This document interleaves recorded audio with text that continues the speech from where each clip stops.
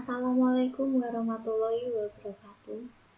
Puji syukur kehadirat Allah Subhanahu wa Ta'ala yang telah senantiasa melimpahkan rahmat dan hidayahnya, sehingga kita semua dalam keadaan sehat walafiat dalam menjalankan aktivitas sehari-hari. Saya Vinda Aulia Sanjani dengan nomor NIM B231210082. Indonesia adalah negara yang memiliki regulasi tentang pernikahan sebagai hukum positif, yaitu Undang-Undang Nomor 1 Tahun 1974. Dalam hadis riwayat Bukhari Muslim menyebutkan nikailah seorang wanita itu karena 4 hal: hartanya, keturunannya, kecantikannya, dan agamanya. Dalam hadis tersebut, Nabi menganjurkan sekali untuk menikahi seseorang yang paling diutamakan atau diperhatikan adalah berdasarkan agamanya. Dia yang menjalankan agama yaitu agama Islam. Ada banyak pernikahan yang diharamkan oleh Islam. Salah satunya yang dikenal dengan nikah mut'ah. Nikah mut'ah ini merupakan salah satu pernikahan yang diharamkan oleh Islam. Uniknya, nikah mut'ah ini bahkan dilanggengkan dan dilestarikan oleh agama Syiah dengan mengatasnamakan agamanya. Lalu, apa sih yang dimaksud dengan pernikahan beda agama dan nikah mut'ah? Meski tidak ada rumusan pasti tentang perkawinan antar agama dalam UU perkawinan antar agama merupakan hubungan dua insan yang berbeda keyakinan dan diikat dalam satu pertalian, yaitu pernikahan atau perkawinan. Ada 2 unsur pokok yang harus ada dalam definisi perkawinan, yaitu keyakinan atau memeluk agama yang berbeda dan diikat dalam satu hubungan perkawinan. Nikah mut'ah secara bahasa diambil dalam bahasa Arab al-tamatu, artinya bersenang-senang. Sedangkan nikah mut'ah menurut istilah adalah perkawinan yang dilakukan untuk waktu tertentu dengan memberikan sesuai dengan kesepakatan dan berakhir waktu yang telah ditentukan tanpa adanya talak. Dinamakan nikah mut'ah karena laki-lakinya bermaksud untuk bersenang-senang sementara waktu saja. Bagaimana pandangan hukum Islam tentang pernikahan beda agama dan nikah mut'ah?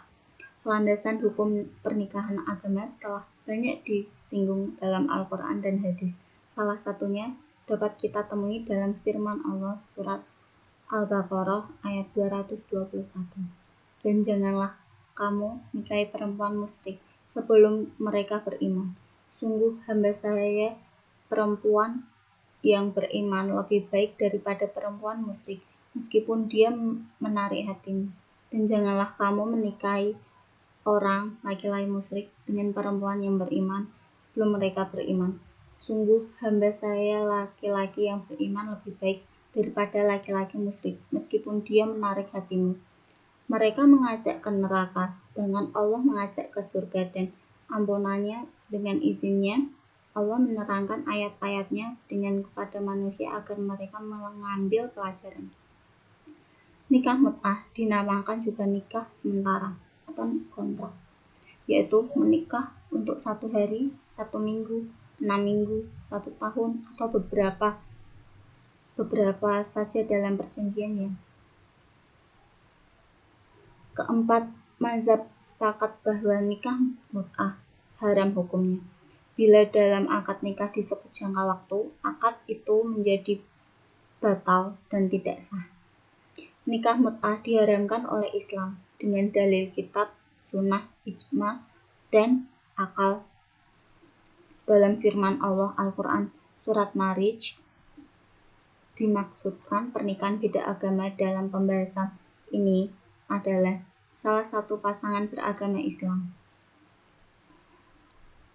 baik calon suami atau calon istri, dan yang lain beragama non-Islam.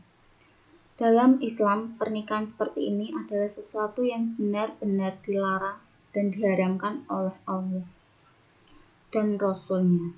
Bahkan dengan tegas, Allah menjelaskan bahwa seorang budak wanita yang muslim lebih baik daripada seorang yang musyrik, walaupun memiliki sesuatu lebih istimewa serta menarik hatimu.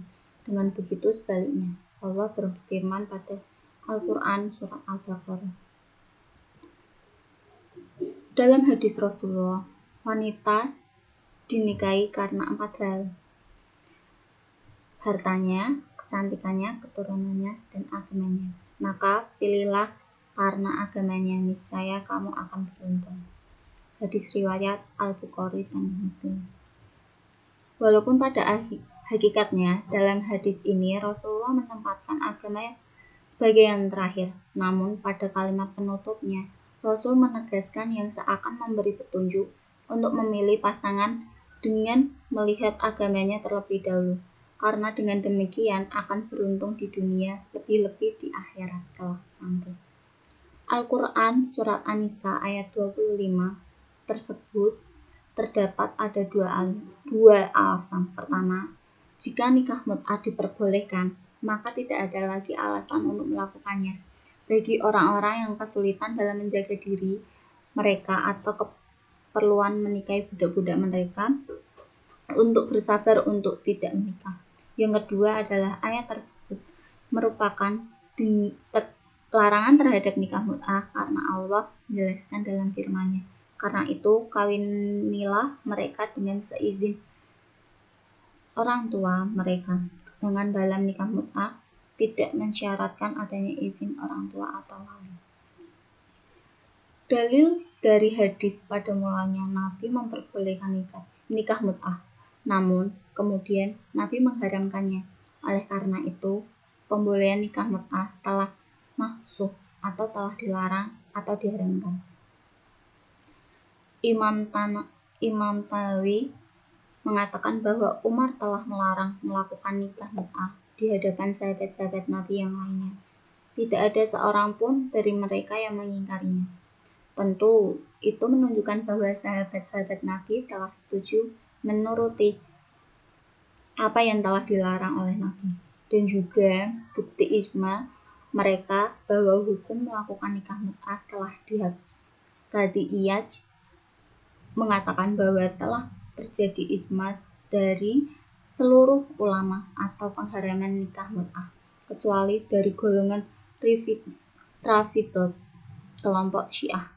Juga berkata Al-Khattabi bahwasanya pengharaman nikah mut'ah nyaris menjadi sebuah ijma para ulama, kecuali dari sebagian Syiah. Terima kasih. Assalamualaikum warahmatullahi wabarakatuh.